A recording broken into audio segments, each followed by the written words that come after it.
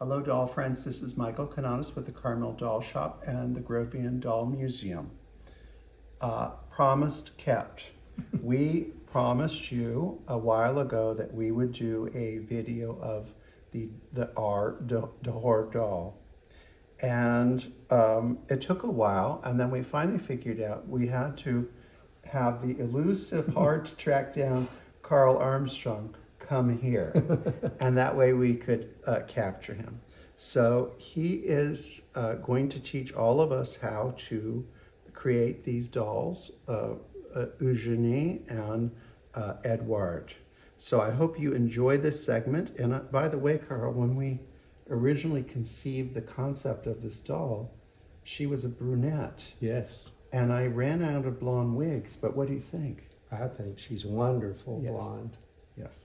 So we're going to teach you, as I said, both dolls, and I think there's going to be a lot to learn from this project.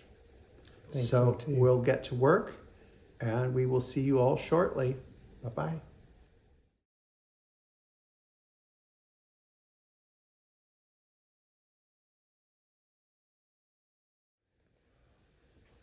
Carl, these looks like molds that you've used them quite a bit. Yes, these have been used in production for y'all. So they're sold some and poured quite a bit, but they do last longer than one would think. We did pour this out of New York Doll Products, pure white porcelain, because we needed a whiter porcelain since this is a French fashion doll. All the antiques seem to be whiter when they're from France. So we'll be back in 4 minutes when these are ready to pour off.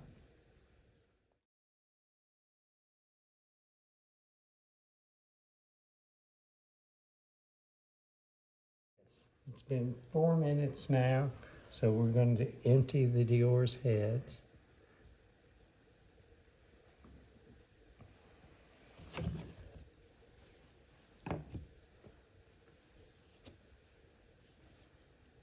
Shake it a little bit. Make sure you get all the excess out and drained out of the neck. Okay. Then we'll set it with the pour gate down like we have been on a piece of wood or something with a slight incline where air can get up in there and dry it out.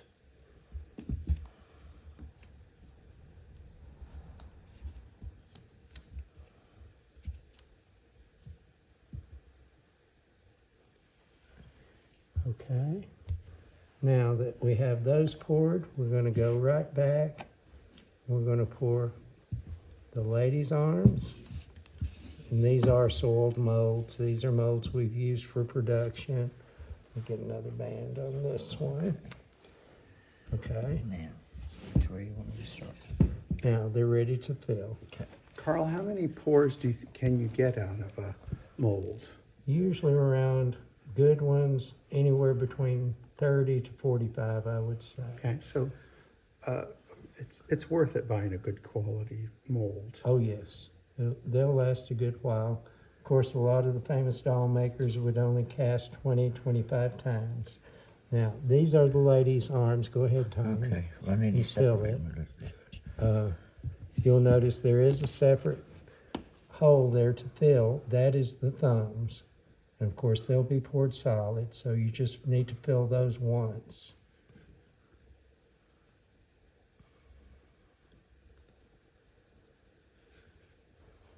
Like so, correct? Yes.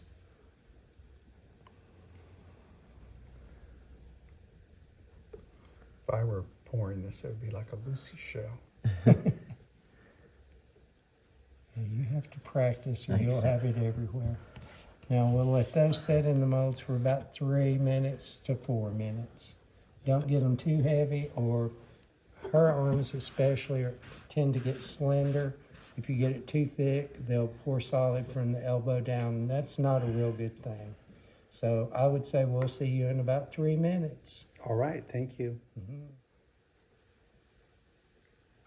It's been the 3 minutes. We're starting with the lady arms because they're a little bit more delicate than the man's. Good. And this is the bent arm. So you want to kind of put it at an angle and shake that where you know the arm and the hand is draining out.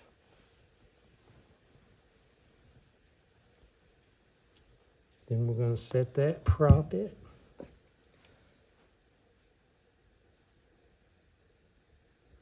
That must be the man's arm. No, that's the other lady's Oh, arm. that's right, the her bent straight arm, one. yeah. Oh, no, it's a straight This arm? one's the Okay. straight.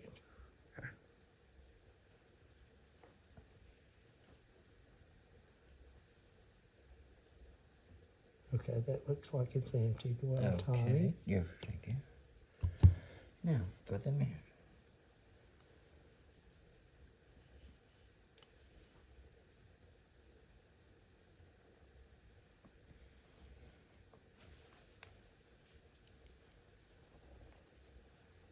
Like so. Mm-hmm.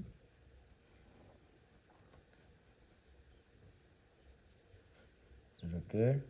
No. I shake it a little more vigorous.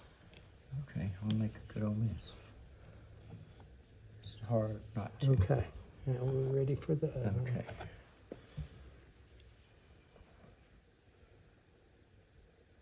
That's the bent arm to the man. So we'll need to do it, pour it off at an incline and shake it to make sure we get all of it from the lower arm and the hand out. Like so. Yes, Good. yes. Now. Like that. Put it at an incline. Okay, my bad. There we go. And we'll let those rest for about 5 minutes, and then we'll be able to take them out, and I'll show you how to attach the thumbs on the lady Dior.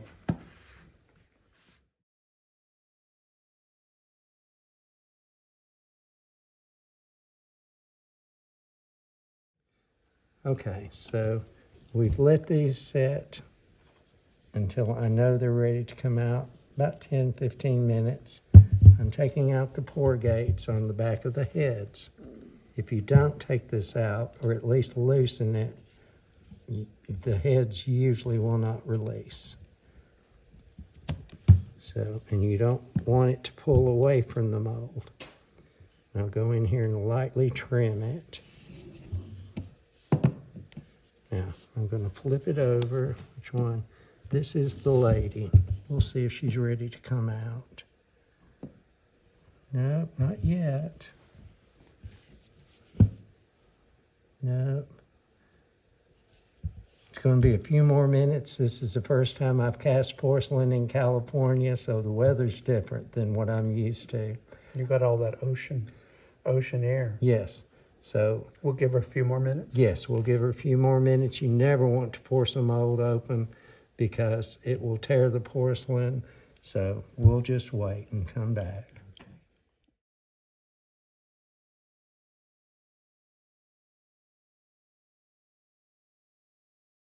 Okay, and they're finally ready to release.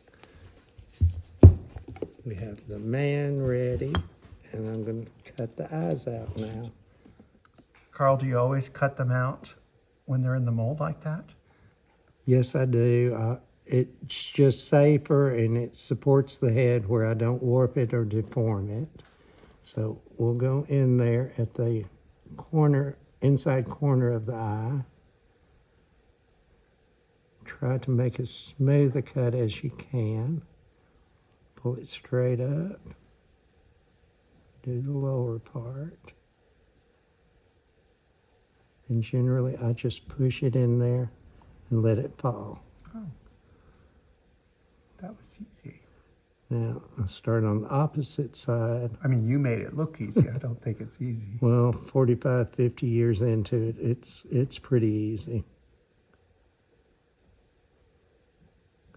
Try not to overcut or go outside your line. You want a good sharp line. So we have done that. We'll go under here and we will cut a hole to string it from.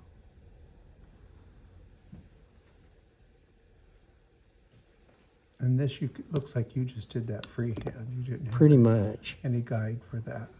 Pretty much. Okay. Now, he's done, so we'll set him aside. Cut yourself? And we're going to go to her now. We'll release her, pull that mold straight up. First thing I'm going to do on her, of course, she has pierced ears.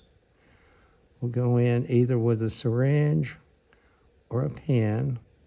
Use a pen, go in there, widen the hole.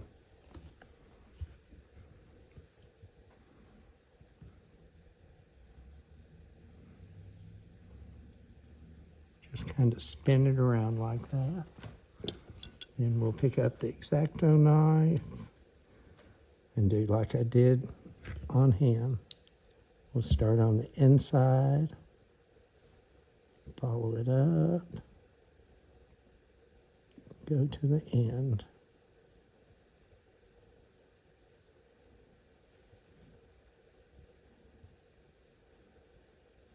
Her eye is smaller than his, but both of them take 8mm eyes.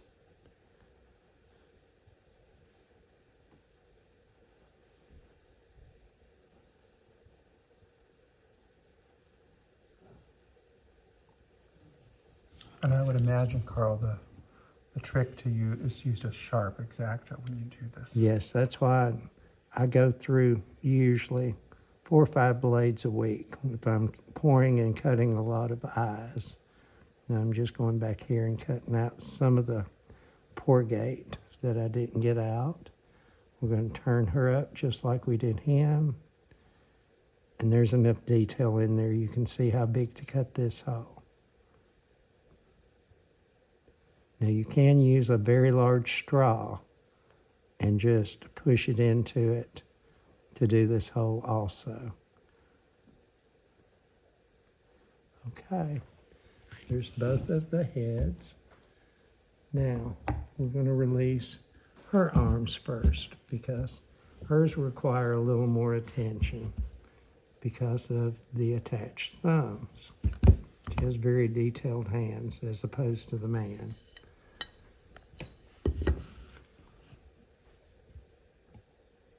We'll take her hand out first. Now, these, when the guy sent these to me, the arms were still attached, which consisted of leather covering and a wooden top. So, of course, I did not take that off. So this is not where you cut at. Cut up above about a 1/4 inch all the way around. This is where the leather was, is what you're seeing. So we will later clean that off. Even if you don't get it all off, your leather, when you put her on the body, will cover that. We'll set that aside. We'll pick up her thumb. And there's enough detail you can see where to cut. Be very careful. Cut this as flush as you can.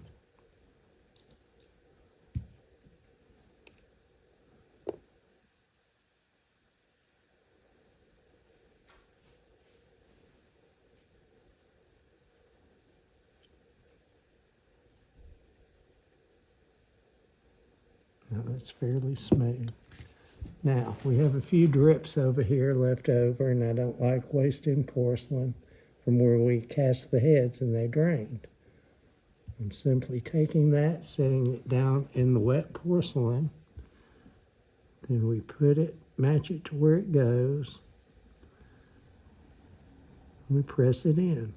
Now, one important thing with the Dehors, the thumb is not up like this.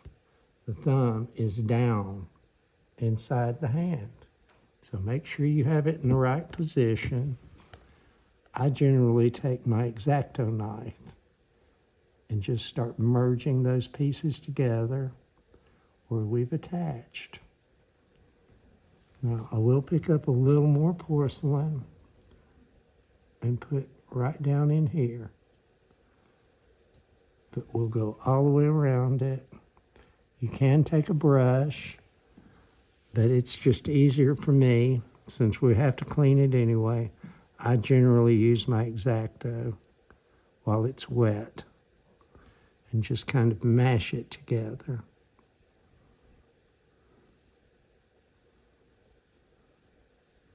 So there's one arm.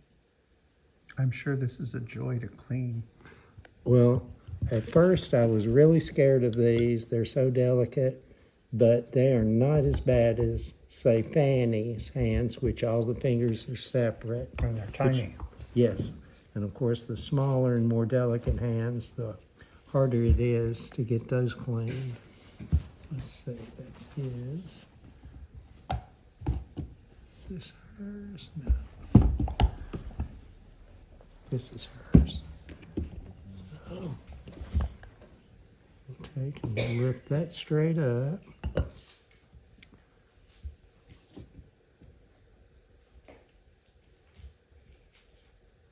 Sometimes you have to kind of rock these. There we go. Now it's come loose. We're going to set that aside. And we'll set this aside. This time I'll cut the thumb and get it ready. And then we'll cut the upper arms.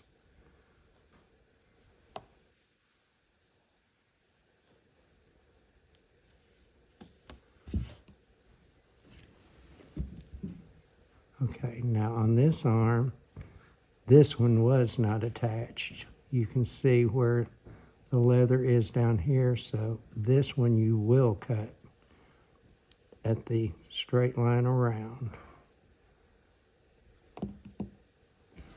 Okay, we're going to do it just like we set in the other one. We'll dip it in some porcelain. We'll put it in place. And once again, the hand goes down into the palm somewhat. It's not sticking up. Then I'll get a little bit more porcelain, start merging it onto the arm.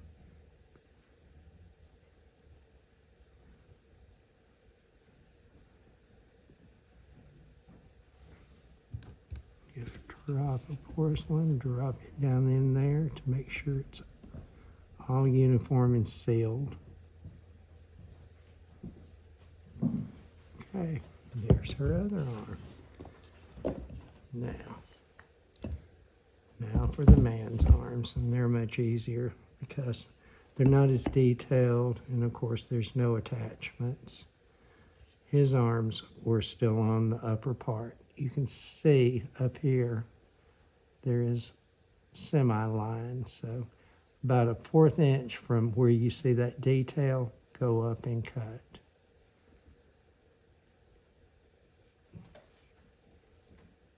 Once again, we'll clean all of this, even if you don't though.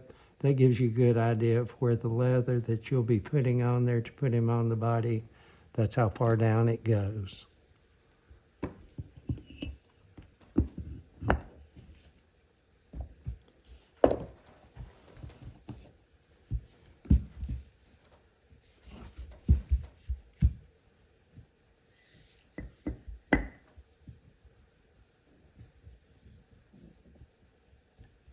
Loose. We're pouring porcelain here in California. It's different than Tennessee. Well, isn't this going to be for everybody everywhere? Sure. Something to... Porcelain, years ago when I first started traveling and teaching, I found out if I pour in Texas, it's different. And if I pour in Florida, it's very different compared. Of course, in Tennessee, we have humidity that is off the chart. So it pours totally different in every state, I'm sure. Okay, once again, like the other one, this one was not, did not have the top attachment, so we have a good clean line to cut it by. We just cut it off like that. You can still see the leather scrap that was left there. We'll clean that down also in the next segment. Is this, it looks like it poured about 1/8 of an inch. Is that about right? Pretty close, yes. Yeah. And So it's that- good and light, so we got all the porcelain out of the hands and out of the lower arms. All right. Okay. Well, that was fun. Now we set that aside in a box of shredded paper covered with a paper towel. Go ahead and cover it too, especially if you have, say, central heat and air or a fan going, because that can cause the porcelain to crust. And leave it there for at least a day before you uncover it. Probably 2 days, it'll be dry enough to clean. What does it mean when you say crust? Crust is uneven drying. It's the outside, usually it'll be the highest points. It will turn brown. Okay. That's a crust. And sometimes it's really hard to remove when we clean it. But Becky and I have developed a wet cleaning solution that I'll be showing you. It pretty much eliminates that when it does happen. But we don't want that to happen. No, we don't want it to happen. Another thing you can do is, instead of the shredded paper, you can take polyfill and put it in your box. Put the heads face down where the face is guarded, then paper towels on top of it. If you get crust then, it's only going to be on the top and back of the heads. So you can do either or. The main thing is don't leave them out in a drafty place or they might crust. Okay. So take preventions on that. All right. Well, thank you, Carl. We'll be back.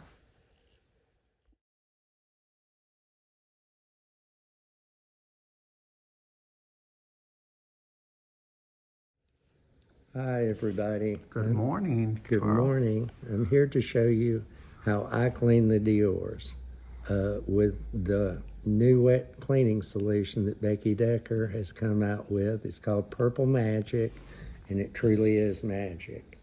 It helps so much in the cleaning process. It goes much quicker, and it also makes a dust-free environment. And the Dehors are rough because I did make the molds off of the real antiques.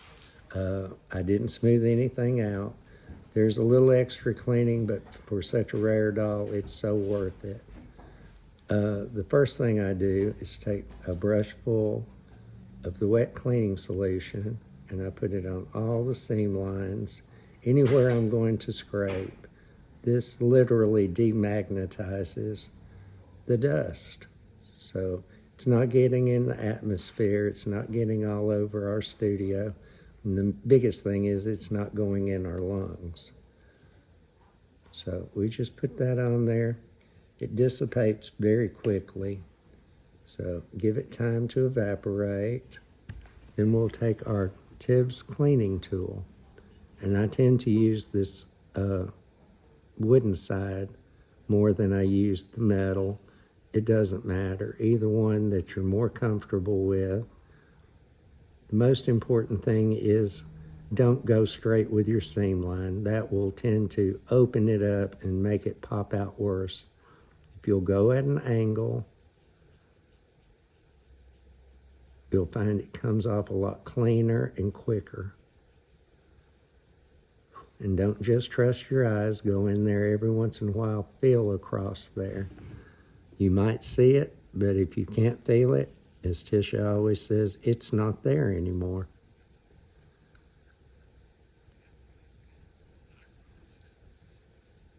Lightly. So you use both. I can see you kind of flip back and forth. Yes, just for whatever fits in the area and does what you need it to do.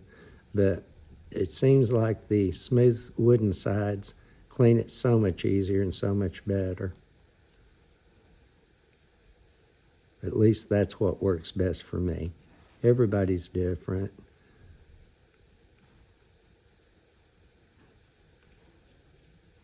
And you can see how quickly we've taken care of that seam line. So now I'm going to go in with the Tibbs brush, saturate it, push it up against the side of my bowl, then blot it lightly onto a clean cloth. Then I do a crosshatch motion, and I'll do about 8 to 10 strokes go in there, push it up against the side of the bowl. It will release the dust. The dust is demagnetized. It'll go to the bottom of the bowl. Then You can blot see, it out you can lightly. actually see it in there. Oh, by the time, if you sit and clean all day, you'll literally have almost slip in the bottom of that bowl instead of in your lungs and all over everything. So that's a good thing for me after years of a dusty studio. Just go across your seam line. The most important step, though, is only do about 10, 15 strokes. Then you want to clean it out once again, where you're not putting it right back on your piece.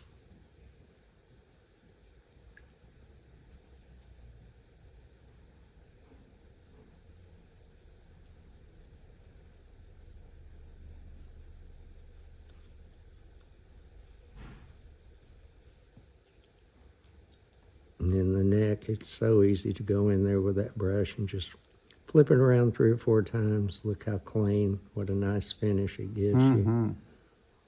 That's so much easier than sanding with pantyhose or whatever in the old cleaning process. And I do lightly go over the entire piece after I've cleaned my seam lines. That just gives you an overall smooth, clean surface.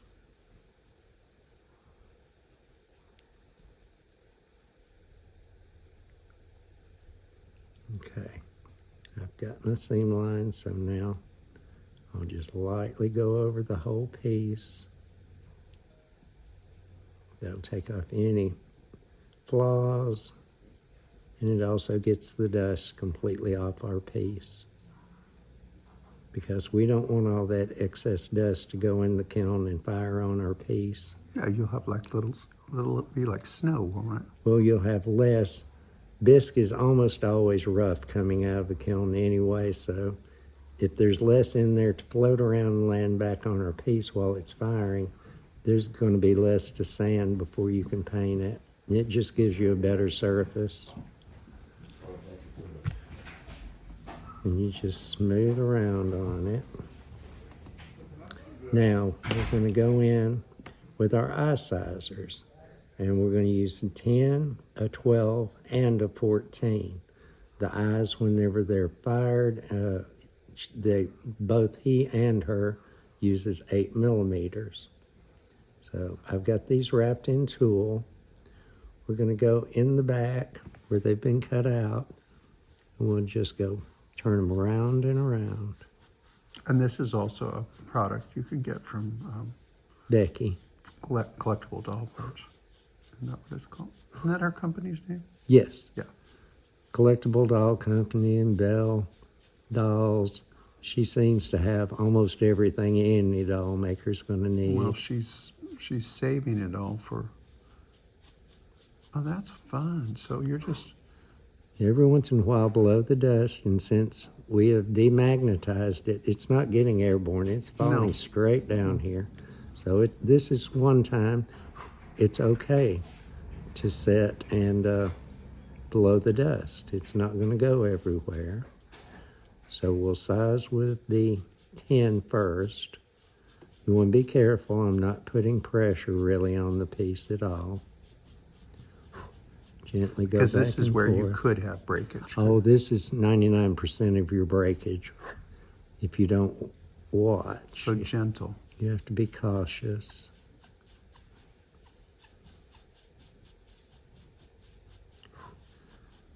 And when we get with our 10 millimeter to the outer surface of the eye, we're going to go to the 12 and open it up just a little more, because we're going to use flat eyes in this as opposed to round. And if you triple size, that gives it 3 different planes for that eye to fit against. So that way we know it's going to fit it, give you the best fit that you can possibly get. Then when we've finished with the 12, we'll go to the 14. So So this is pretty much, you're sizing the eyes, but it is pretty much a flat plane for that eye to fit against.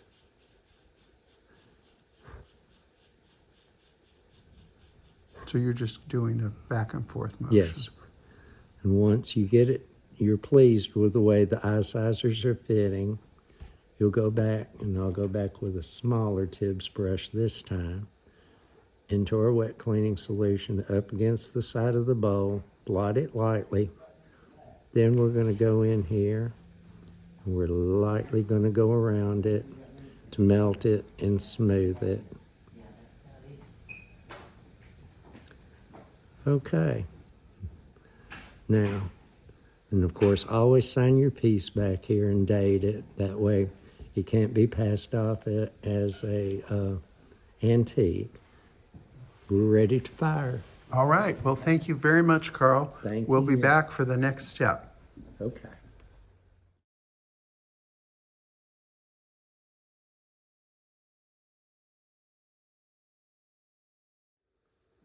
So, Carl, it looks like, would you explain to them what we've already done and where we are in the steps Well, of making this? we've already cast our greenware.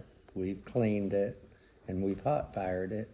Then we've taken an abrasive pad and we've sanded our best to get it nice and smooth where the paint will go on evenly. So we're going to start out with our overall wash, and we'll be using First Kiss by Eugenie and Edouard Dehors. I'll show you quickly how I mix the paint. You won't need a whole lot because the colors are very light on the Dehors. And I'm using oil-based media. Put your media off to the side. Drag a little bit of pigment at a time. We want to mash it in and mix it to a very smooth consistency. Now I'm going to dilute this more with media after I get it mixed, because as I said, the color on the Dehors is fairly light. So you're really mixing that up. Well, we go in there and mix it pretty hard because sometimes there are little small particles and you want to get those mashed in as best as you can. So I've got it mixed fairly well. Now, where does a person find this product? Becky Decker at Bell is manufacturing all of these colors and the media that I'm using today. So we'll take a little media off to the side. And when you call it media, is it some kind of oil? Or? This is an oil-based media. It's newly developed by Becky and I think you'll like it. It goes on very smooth and works on washes like a dream. Okay. And you can see from where I mixed it from to where I have it now, it's a great deal thinner. Yes.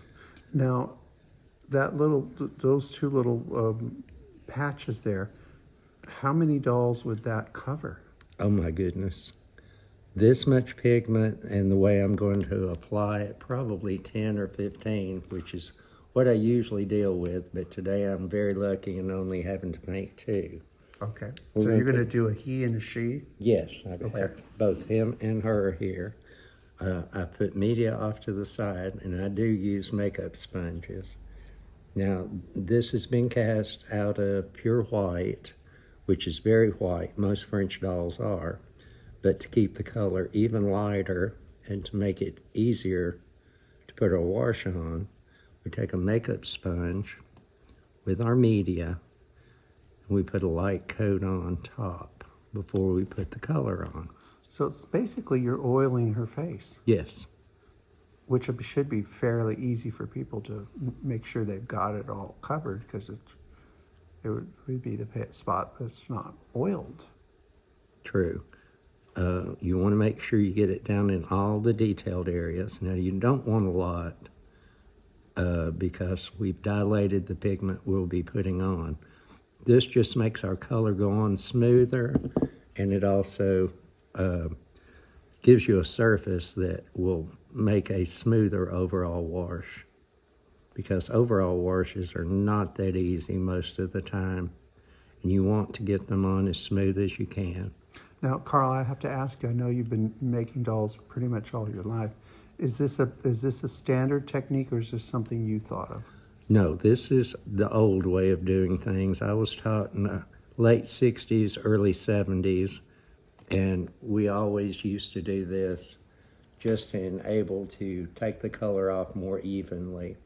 You don't have to do it, but if you don't, you will end up with a different tone. And we want the tone of as close to original. And I think that weren't you being taught in the 60s and 70s by people from the last century, pretty much? Oh, yes. Yes, they were, even in the 60s and 70s, they were fairly older. So they learned very early, 1900s, how to do China painting. And that was such a popular pastime, all those fabulous floral things that they did. And it was a regular hobby then. Oh, yes. Now, what I'm seeing is that the dolls are glistening like pearls. Yes. The main thing is you want it in the detail, but you don't want it to puddle. Okay. Now, I've taken that same sponge that's saturated in media. In fact, I'll put a little more on. Then we're going into the pigment that I've already thinned. We're just going to do a very basic push into your detail. You want to make sure the whole thing's saturated. Now, I've got a great deal of color there, and since we're going to be taking it off, we don't want to waste it. So we will just keep pulling that color. And the media I've already put on there is enabling me to pull it even thinner. Now it's a pink pearl. Oh, it'll get even lighter in the next step. Make sure you push it in all the detailed areas. You don't want any little holidays where you skipped it. Well, we've seen plenty of that on old dolls where they miss whole spots. Okay. I basically got him covered. Now I'm going to take a large China mop. And the first thing I do, I squish it in whenever I'm going into detailed areas. Go in there. So you're holding it so that it kind of... Yes, by squishing it in, it gives the ends of the brush less room to move. So I'm really getting in there and moving the excess out right now. Just go in your detailed areas. And whenever I do overall wash, I start at the eyes, go through the nose and the mouth, then I pull my color out and away. Now, is this a China painting brush, or is this? Yes, this is called a China mop. Okay. And this is a large one I start out with. And then after you do that, you do what's called polishing. I go very fast because I'm using oil-based media and it will dry out. And the more you're in the paint doing the overall wash, you want to get in and off of it as quick as you can. The more you work it, the more chance you'll have of blotching and things like that. And we want spontaneity, don't we? True. Now you can see I'm polishing it out. It's getting more even. I've switched to a medium China mop. And just pull it until it's as even as you can get it. And can you get from the Bell Company, can you get these as kits to do the how do you know what to order? Well, Becky is now putting together a kit for the Dehors as well as the brushes. We didn't get them here in time for the video. Of course, I selected the colors, and Becky manufactures all of them, so it's just easier to get the kit than you might have all the colors. Now this one, you can tell it's fairly even. Oh yeah, it looks beautiful. She's glowing. Then you compare it to one that has no color on it. You can see it's just barely tinted. And of course, I don't do the rim of the head. Most of the old ones weren't. It has the old doll coloration where it's pale and Very, very nice. Well, Carl, you did that off camera in about like 2.5 seconds. That's really intimidating. Well, the quicker you do an overall wash, generally the more better it's going to turn out. Like I said, if you stay on it too long, that's when you tend to get the blotching and unevenness. So here's both heads that have been overall washed. We're going to put them in the kiln, and we fire this to an 018. Of course, you do the breastplate, the arms, and the legs the same way. Just be very careful that you don't get your fingers on the paint. It will fingerprint, and if you do that before you put it in the kiln, that fingerprint, like a lot of the antiques, will be there forever. Well, I kind of like that. It gives it some more personality. You just don't want it on the cheek. True. Yeah. But if you do happen to get, say, a fingerprint on something, just go in with your big China mop and mop it around, and it'll come right out. In my mind, I make up a lot of stories of how that happened and what caused that long ago. Now, our studio audience is sitting here. We talked about the media oil and Yes. Of what happens if it gets messed up and how do you remove it? Or can you remove it? Yes. A lot of people do use the water base. With the oil base, though, it's not going to wash out with water. You don't want water anywhere around this. You would use lacquer thinner is what I clean my brushes with. If you decide you don't like the paint, take some lacquer thinner on a paper towel. It'll all come right off. In the event of doing that, though, I would go to the sink and rinse it off really well. Towel dry it with a lint-free towel or let it air dry. If you have a kiln on, if you use water on it, set it on top of the kiln and let the water evaporate before you continue on. So you can remove that. Oh yes, as long as it's not been fired, you can remove it and start over again. So All right.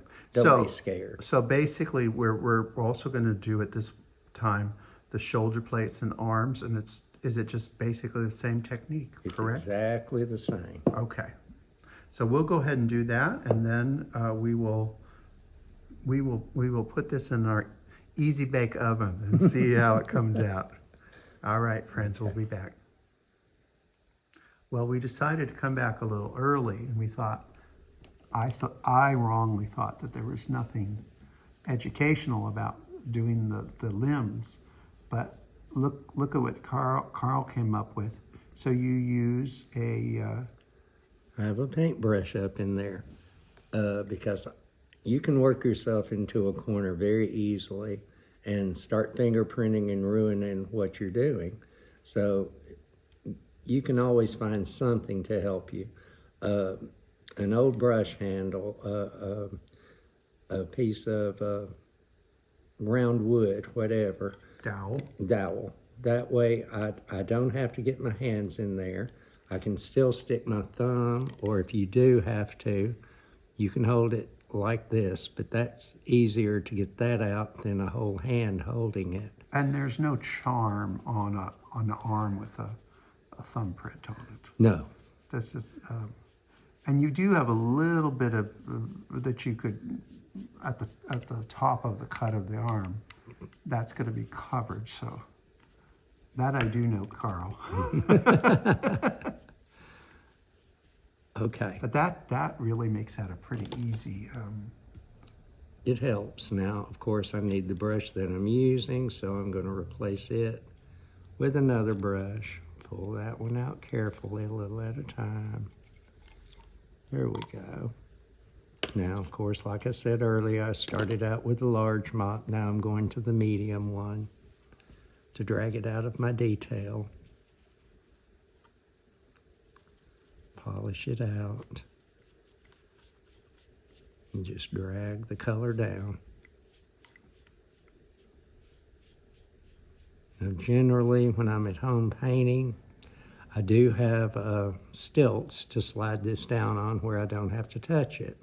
If you don't have a stilt, bring your kiln shelf in and just slide it off very carefully.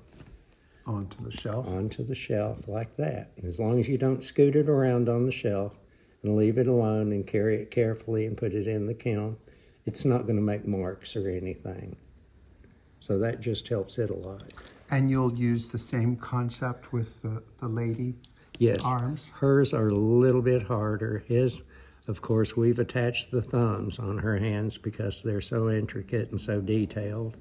But the only difference being is with those hands, you have to really work to get the media In that. in between and everything. If you don't, your color's going to grab. Is that not the most beautiful hand you've ever done? It's the most elegant, and when I was making the mold, it was one of the most scary ones too. It's scary. Not but it's every day so beautiful. well, not every day do you get the duty of making a mold of such a rare doll. So, of course, I did not want anything to happen to it. Well, she was very well taken care of. Okay, I've put my media on. We're going to take the thin pigment. And In this case, you're just using your thumb. I am, and I'm Or literally, your index figure. I'm flooding this in there to make sure I get the pigment where I want it. You put a little more media on there and thin the color even more to make it do what I want it to do. Now, of course, the more media you use, the lighter the color you'll get. So we want enough to make it move, but we don't want it just dripping. No. Like I said, try to make sure you get your pigment and all the detail. And now I think, Carl, with the cell phones, people could actually photograph their own things and then have a look at it after they've done it, because it does show things differently than in life. It does. As a way to examine it before you put it in the easy bake oven. Now, I'm only going up so far. With this one, it's harder to get something in there to stabilize it. So And the top's going to be covered anyway. So True. With the joints. I'll go in there and wiggle that around.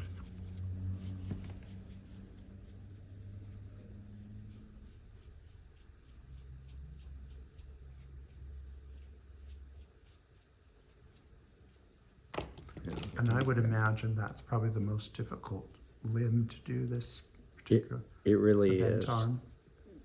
That's one of the hardest parts of her, is getting those arms, because the way the thumbs are applied on there. Well, in this particular doll, there's many combinations of bodies, but to me, this is the most elegant. But I think that it was probably problematic too. Oh, this was not an easy doll to produce 100 years ago. No. Okay, you can still tap some color around if you're worried about it showing. But like Michael says, you're going to put leather all the way down here, so you really don't have to finish them all the way to the top. Okay, now she's ready to fire. All right, well, we will get the whole group done and then we'll be back.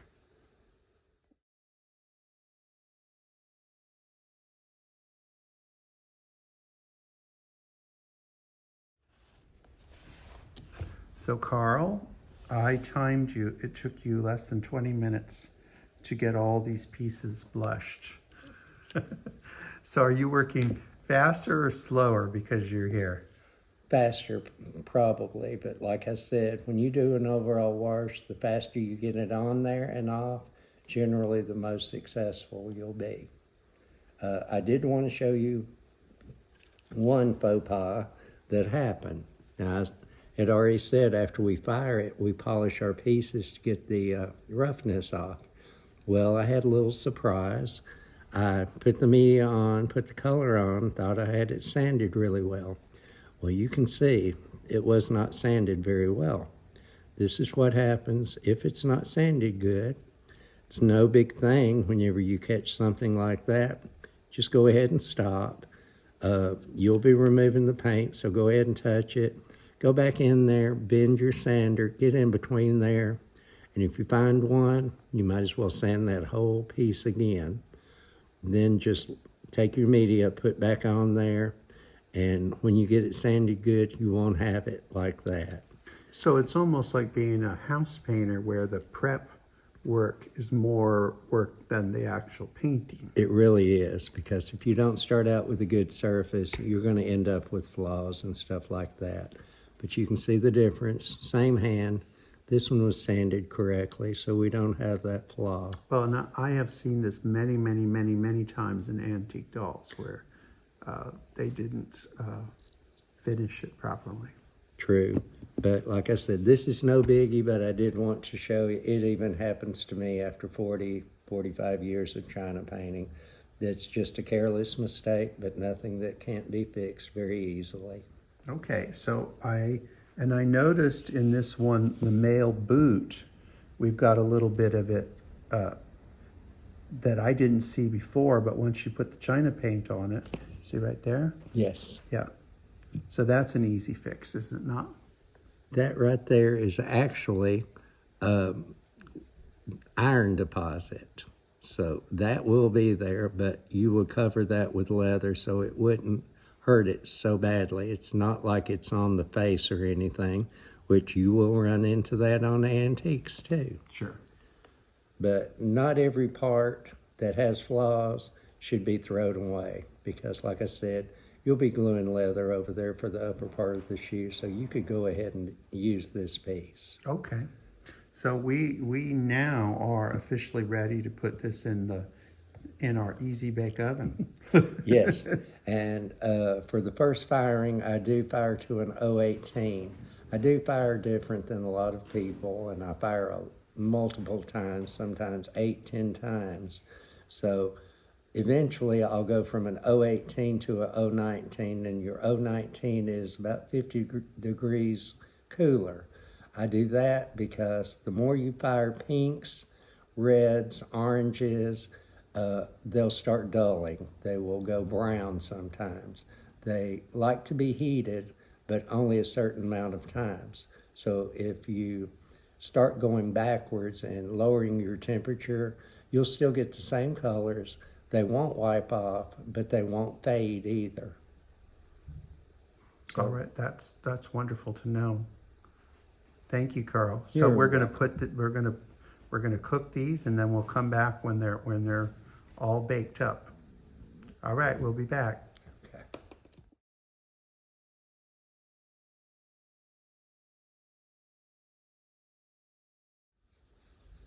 Well, Carl, it looks like you're having fun with some new paint colors. So can you tell me about these colors?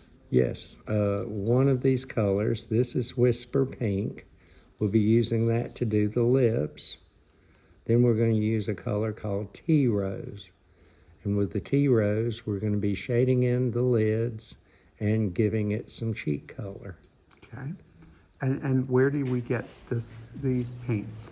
We get these from Becky Decker. The Whisper Pink is a fairly new color.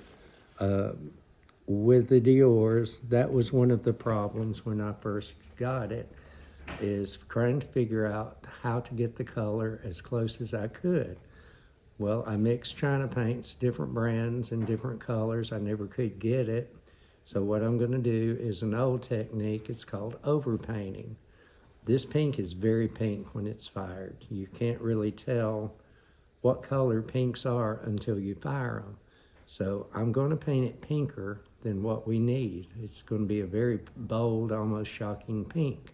But I'll take another pink tone and I'm going to put over it a very light coat, which will tone it down. And it makes it pretty much as close as we can get to the original Dehors. Like I said, the other color is more stable, so we're going to use that for the eyelids and the cheek blush on both him and her. Now, is Becky doing a kit for these paint colors so that people that are doing this project can have all that they need? Yes, she is putting together not only a kit of the paint, but also the brushes that I'm using on this. Okay. So it will be available, and the colors are used both on him and her. Okay. And I see some familiar faces there. Yes, these are photos that y'all have sent, very good close-ups for me to paint by. Of course, not everybody's got a Dehors laying around to go by. To get an accurate reproduction, though, a really good close-up picture, it can be used. And you can see you have a very good photographer. They're very tight shots, and that's what you really want. And this is about, what, 50 times bigger than they actually Oh are. yes, Yeah. because the real Dehors are, when you see them in person, it's astounding how small they really are. And of course, we've taken them down one size by making the molds, so they're even smaller. Another thing too, when you paint by pictures, don't be a person that goes in there and counts every eyelash and says, well, there's 14 eyelashes, so I'm going to put 14 eyelashes on there. Well, it's 14 eyelashes on a doll this size. You've shrank it down. So if you do put 14 lashes, it's going to look clumsy. It's going to be too much. So always remember, paint what is pleasing to the eye. Don't go by counting and everything else when you're doing it. It just won't look right. No, I think it would look strange. Okay, and here's the photographs you sent me of the men, Okay. which two different men, of course, and we've just discussed, it's almost foolproof that you can tell if you really look at the painting. These were painted by the same artist. They had to have been. It wasn't a huge production, so I would imagine they could handle this in-house with a small amount of people. I would assume. No. I could be wrong. Well, on the man, too, another thing that we've done, of course, this one has the painted mustache. This one has the applied mohair or human hair,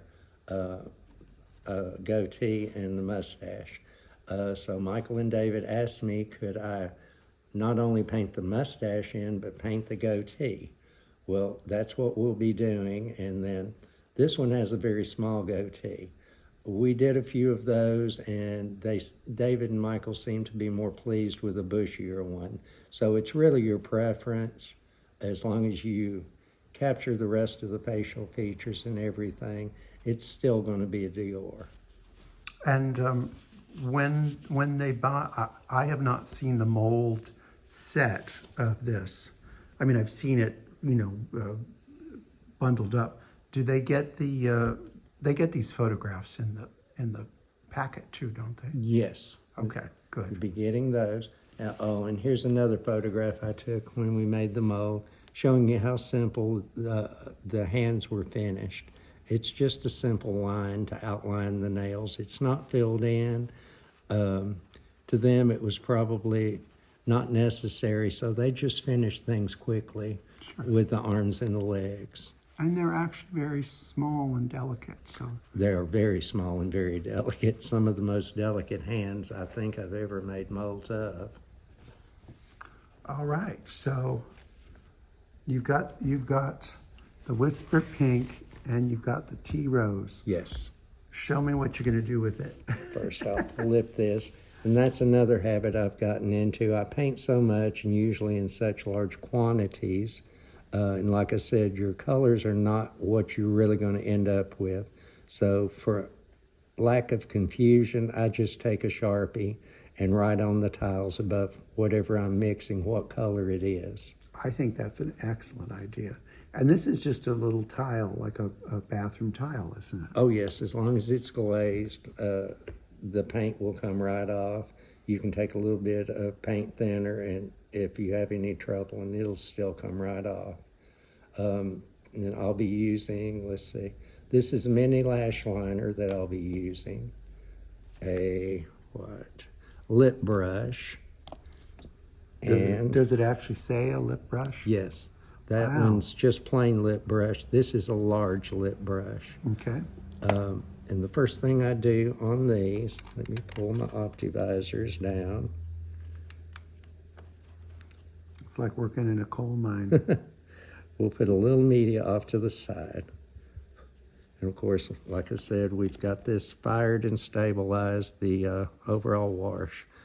We're going to put a little bit of media around those eyes, because if we look closely at our pictures were going by, you can see there's a crease in the eyelid. It's quite pink. Well, in person, that pink is not only in that lid crease, it's down on the lid. It's feathered up above it. If you look really close on both of them, It's in the under eye too. yes, it's really very pink and shocking. In person, it's even pinker than these really totally. show. Yeah, totally. But that's Very, just, very prominent. just part of the Dehors and the way that they painted. Always copy what you see from an old one. There's a reason they painted them the way they do. That's what gives it the look. So we're putting media back. We've already done that step, fired it, blushed it. Now we're doing it again. Well, we're going to go in here and create those shadows. Shadows, okay. And on the man, you have little furrows in his forehead. So you want to put media there too. In fact, I'll start with him.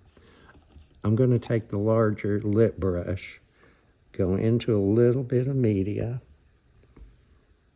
Then I'm going to go into the T-rose and dilute it and pull it off to the side. And I'm going to go down in those furrows. And they shouldn't be hard to find. Oh, no. And you don't have to be really neat with that. Then I'm going to take a Deerfoot stipler. I'm going to just, we used to call it hypnotizing color. And you just blend it out. Don't put a whole lot of color in that first firing. We want a little, we just want some expression. You just, yes, want to hint at the color. There's always time to deepen it, but if you put too much color on there, you're going to end up with a mess. It's just better and works better to lightly blend it a little at a time. Now I'm going to go up in this whole lower lid and deposit color. And like I said, with these steps, you don't have to be that neat, because we're going to put color on and take it right off and blend it.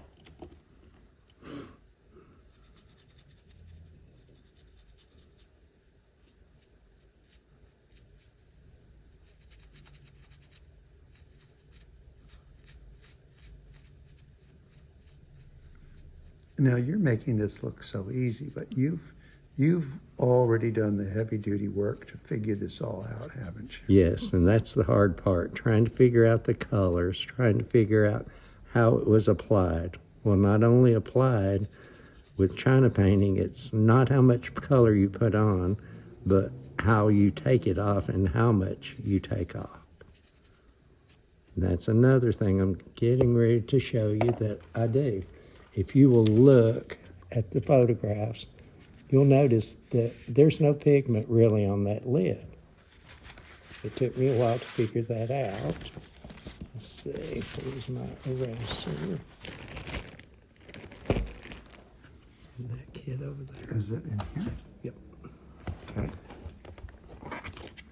So there's such a thing as a China paint eraser? Yes, and I could not live without it. Don't think that everybody paints perfect, because I surely don't, and I've never met anybody that every brush stroke was perfect. So Becky has this wonderful China paint eraser. So I'm going to take and pull off a little bit of this. Fun. Oh, so it's like a wow. And I I'm was going wondering how you were going to work that. flatten that out. And So I'm you just go in gonna- and kind of make a point? Yes, you can make it any shape you want. So I'm cleaning the lid completely off of that pink color. Now I I painted can it. see it. I didn't know if the camera would pick up. Like I Oh, said, totally. I can I see paint it. very lightly that first coat. So that's where we get this really shaded eyelid. Yes, and we will be going back over that to deepen it. And in fact, go up here, kind of. Oh, you're separating the Yes, that little furrow. Uh-huh. Then you can go back with your brush. Don't be afraid to experiment when you're pulling color out. If you don't like it, wipe it off and Put it just back on. simply do it again. Okay. That's the shadow work. Now we're going to repeat the same thing on her. Of course, she doesn't have the furrows. But we're going to put it in her eyelid, in the crease. We're going to put it up under here on her lower lid. And the color seems to be darker on both him and her on the outsides after I've studied it for a while. So the reality is you're using actually very, very little paint. Very little. So you could probably do this step with what you've, $20 Oh, yes. with what you've mixed. Yes. Always be careful with your China paint. It costs so much, but it goes so far. So don't ever mix up a great deal unless you're really going to paint, $10 or $20. For example, if I'm painting that many and doing overall washes, I will mix a whole vial of China paint, and that's a whole lot of paint. But you have to be in the zone to do that because you just really, you've got to use that all up. Oh, yes. Now, Carl, I want to ask you, so, you and I have had many conversations about all of this, but how many dolls do you think you make before you really feel that you've, got it?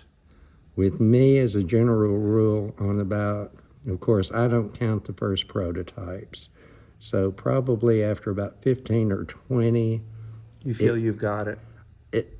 I call it going automatic. Whenever I've got, okay, I have to hold it this way and this brush stroke goes there, and I've got the colors down. You don't want, when you're painting an old one especially, you want the paint and your brush strokes to flow. You don't want any of this, going in here and doing this. The old doll makers would go in there and just pressure stroke Well, brows. we have a video on our YouTube channel that shows the Chameau factory, and Yes. it's astounding how fast they painted. Well, you have to think the workers, and no antique doll, of course, was ever made by one person. Everybody had their own duties, and they were very good at what they did. But can you imagine sitting all day and doing nothing but painting beautiful, very thin, very evenly spaced eyelashes for 10 hours a day, 6 days a week, or the beautiful feathered eyebrows? They were good because that's what they did. Sure. So the more you do, the better you'll get. Don't ever give up. Just be patient. And it seems like after you sit and do 4 or 5, like I said, it just comes automatically. You've learned how to hold the brush. You've learned the consistency of the paint that you need to complete that step. Well, I as a creative person, I feel that when something is bad and I've done it, I've even put the time in it, in my case, I just take the scissors and I cut it up and I throw it in the trash can because it's, sometimes it just doesn't work. Oh, I'm not saying in my career a few dolls haven't hit the wall. Yeah. It's best if you're in that mood, get up and get off of it for about 15 or 20 minutes and then come back to it with fresh eyes and a better attitude. And you also can then see the problem. Yes, whenever you look at it and you put it down, chances are you've just been on it too long and you're getting frustrated and you're just going to keep making a bigger mess. So put it down, get off of it, think about what you're doing if it's not pleasing, and think, how can I correct it? Am I holding the brush right? Is the paint the right consistency to do what I'm trying to do? Is it too thin? Is it too thick? Or are you using a bad tool? Sometimes you have to have good tools. Yes, always use a brush that is big enough to do what you want it to do. Just because you like a very small brush doesn't mean it's going to work for lips. You want something that's big enough you can go in there, get your job done, and it be even. You don't want all these little puddles of paint, because China paint will stay pretty much like you leave it. It's not going to flow. It's not going to straighten out or do anything magic in the kiln. So always think about that. Okay, we're going to go down to the lips now. Okay. And the lips are out of the Whisper Pink. So I'm gonna, whoa, something in my brush. Always check your brushes too. I'm really bad about leaving color in there, which you should not do. Okay, I'm picking up some media. I'm gonna go in the Whisper Pink. And I'm not really thinning it that much, but you can always do a brush stroke out from your color to pretty much tell how heavy loaded you've got it. And I see regularly these little check marks in antique dolls where they're doing just exactly what you're doing, but they do it on the inside of the head. Yes. I don't know if that is to show a firing, a step, or it might have been whoever was doing the painting at the time. I don't know what it signifies, but like you, I've seen check marks all my life on the antiques. Let me turn my light on my optivisors on. That's a little handy tool. It really is. I can't stress enough, not only if you wear glasses like me, make sure you have really good glasses. Make sure your optivisor, the lens, is the proper strength, and good lighting. We got lots of light. We sure do. Really good lighting today. Okay, let's look at the lips. They're fairly thin here at the edge. Then they dip down and come up with quite a deep V underneath the filgrim. Then that lower lip, it just kind of drops out of nowhere. His are a little bit fuller. That was one difference I did notice in them. He has kissable lips. His are, yes, his are fuller on the bottom lip. Hers are fuller, it seems like, on the top, and I won't say more of a V. His is wider. Hers are more fuller here. Always notice little things and study the antique dolls. And that is probably, 20 times bigger than her actual lips. Oh, yes. So We're really able to critique her lips. Mm-hmm. And we'll be starting on her first.